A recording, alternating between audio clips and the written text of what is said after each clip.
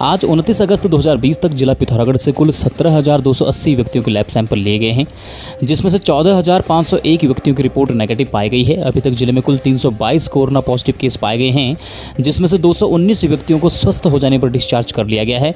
जिले में अभी 101 एक्टिव केस हैं।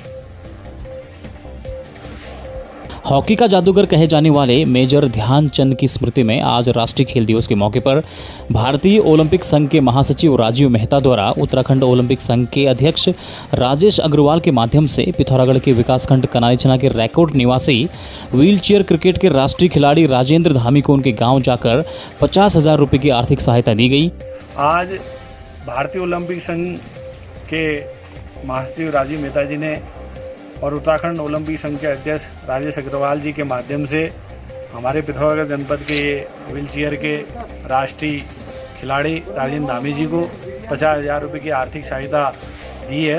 भारतीय ओलंपिक संघ के महासचिव राजीव मेहता जी, उत्तराखंड ओलंपिक संघ के अध्यक्ष राजीव अग्रवाल जी और महासचिव DK सिंह जी, प्रतिनिधित्व के रूप में ओलंपिक संघ के जिला अध्यक्ष महेंद्र सिंह लुंटी, महामंत्री सचिव ललित पंत जी द्वारा आज 50,000 रुपये का मुझे आर्थिक सहयोग दिया गया। मेरे गांव में आके मैं राजीव मेहता जी का तहे दिल से धन्यवाद करना चाहता हूं। और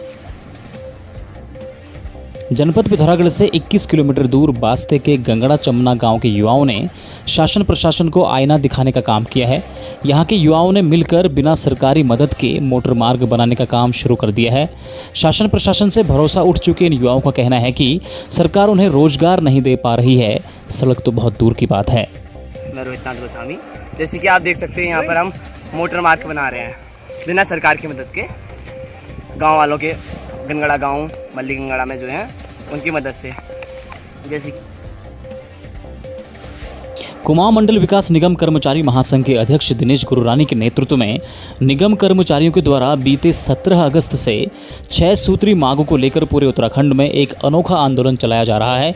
गांधीवादी तरीके से बिना धरना प्रदर्शन एवं चक्का जाम के तथा बिना सरकारी कार्य में बाधा डाले लंच अवधि में दोपहर 1 बजे से 2 बजे के बीच कर्मचारियों के द्वारा काला फीता बांध कर एक पौधा धरती माँ के नाम के तहत पौधारोपण एवं सफाई अभियान चलाकर विरोध प्रदर्शन किया जा रहा है। गुरुरानी ने कहा कि सरकार उनके इस आंदोलन को हल्के में ना ले और कर्मचारियों की मांगों को तुरंत पूर्ण करें।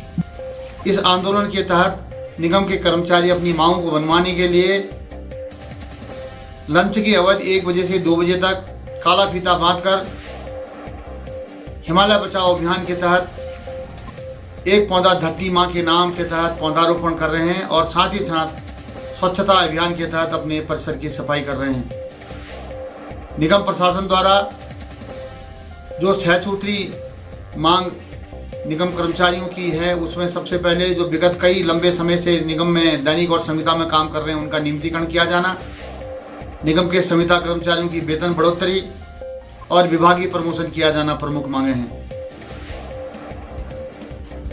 पद्मश्री स्वर्गीय श्री हुकुम सिंह पांगती को मुनस्यारी में उनके स्मारक के सामने आज ITBP के जवानों और क्षेत्र की जनता के द्वारा पुष्पगुच्छ अर्पित कर श्रद्धांजलि दी गई।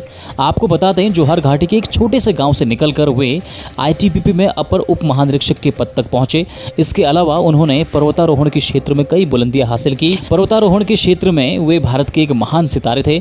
1992 में उन्हें भारत सरकार के द्वारा पद्मश्री से सम्मानित किया गया। आज के इस श्रद्धांजलि कार्यक्रम में विभूति संस्थान के अध्यक्ष श्री बलवंत पांगती, मल्ला जोहर समिति के अध्यक्ष श्री राम धर्मशत्तु, सीमांत शिल्पी विकास समिति के अध्यक्ष डॉक्टर दुर्गा प्रसाद, जिला पंचायत सदस्य जगत मुर्तोलिया, जोहर वेलफेयर सोसाइटी के अध्यक्ष श्री पांगती, मुनस्यारी बॉयज के हिमांशु धर्मशत्तु सहित तमाम लोग मौजूद रहे। स्वर्गीय श्री हुकुम सिंह पांगती जी का ये स्टैचू यहाँ पे लगेगी, उसकी 17वीं वर्षगांठ यहाँ पे मनाई जा रही है। युवा कांग्रेस और क्षेत्र के जनप्रतिनिधियों ने नैनीसैनी कुमडार व कनारी पांफे सड़क की बदहाली को लेकर लोनीवी एवं प्रशासन के खिलाफ प्रदर्शन किया। कहा, दोनों की लापरवाही के चलते बड़ी आबादी को लाभ पहुंचाने वाली इन सड़कों पर आवाजाही करना मुश्किल हो गया है। बावजूद इसके सड़क सुधारीकरण के प्रयास नहीं किए जा रहे हैं। देखिए, आज यूथ कांग्रेस द्वारा जो हमारे वहाँ के क्षेत्रीय जनप्रतिनिधि हैं, ग्राम प्रधानगण हैं, उनको लेकर क्षेत्रीय जनता को लेकर यहाँ पे जिलाधिकारी कार्यालय के सम्मुख प्रदर्शन किया है, ज्ञापन दिया है। बहुत दुख की बात है कि हमारे जो नज़दीकी गांव है, श्री कुंडार हो या द्योत, कनारी, पधड़ा हो, उस क्षेत्र की जो सड़क है, जो नैनी सैनी हवाई पट्टी जिसका हम नाम हर जगह लेते हैं, वहाँ से जो वहाँ की सड़क है उसमें इतने गड्ढे हैं कि सड़क में गड्ढे हैं, गड्ढों में सड़क है, कहने में हमको पता नहीं चल पा रहा है, जो कहीं ना कहीं क्षेत्रीय जनता के अधिकारों के साथ खिलवाड़ है। आप सबको पता है कि आए दिन लोगों को वहाँ पे परेशानियों का सामना करना पड़ रहा है, जो रोज़मर्रा की चीज़ के लिए लोगों को बाजार आना पड़ रहा है, उसमें भी बहुत परेशानियों का सामना करना पड़ रहा है। एम्बुलेंस वहाँ सही तरीके से अगर किसी मरीज को लाती है तो आधा मरीज उस एम्बुलेंस में वो गड्ढों की वजह से परेशान हो जाता है। हम PWD के खिलाफ, प्रशासन के खिलाफ यहाँ पे प्रदर्शन कर रहे हैं और चेतावनी दे रहे हैं कि अगर जल्द उस सड़क की हालत सही नहीं की गई और ग्रामीण जनता का जो है अधिकारों के साथ खिलवाड़ बंद नहीं किया गया तो यूथ कांग्रेस क्षेत्रीय जनता को लेके, वहाँ के बुजुर्गों, युवाओं, माताओं को लेके उग्र रूपी आंदोलन करेगी और लोक निर्माण विभाग में तालाबंदी भी करने हेतु भी बाध्य होगी।